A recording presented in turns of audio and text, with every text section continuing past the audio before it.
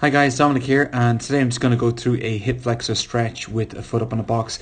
This kind of goes for all hip flexor stretches. So here's what the most common problem with a lot of hip flexor stretches is that when people get into a position where one foot is out in front, they will overextend the lower back and they'll drive their hip forward, and they don't really get actually much stretch on the hip at all, and it's just start to yank on the hip flexor because the pelvis isn't tucked under. So that looks like this. So we'll roll that on, and she's going to drop into it any second now. Yeah, so in that position she'll overextend, back foot is too far back in this position, and then she'll start to overextend that lower back. You can see there's like a big curve here. Where we want that to be is for her pelvis to be pulled under. So she's going to tuck that under now in a second when she jumps forward, and in that position you can see the difference between that and that.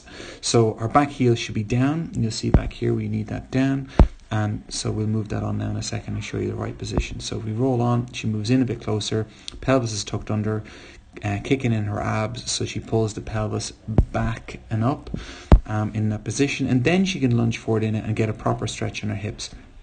As she gets into that, she'll lunge forwards and then start to move the hands. You can see the arms are moving across the body, so we get the upper body to go in the opposite direction, so gets a little bit of the fascia then on the front side of the body and takes that across the body. As she gets into it more, she can move around more, but at no point should the pelvis change position here, so that should be pulled up and back the entire time.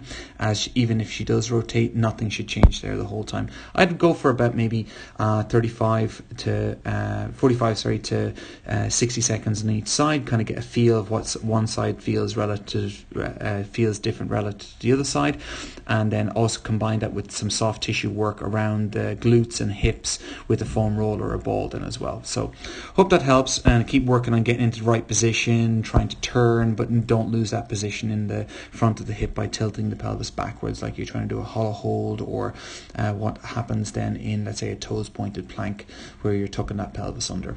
Hit subscribe, hope these videos are helping, and give it a go.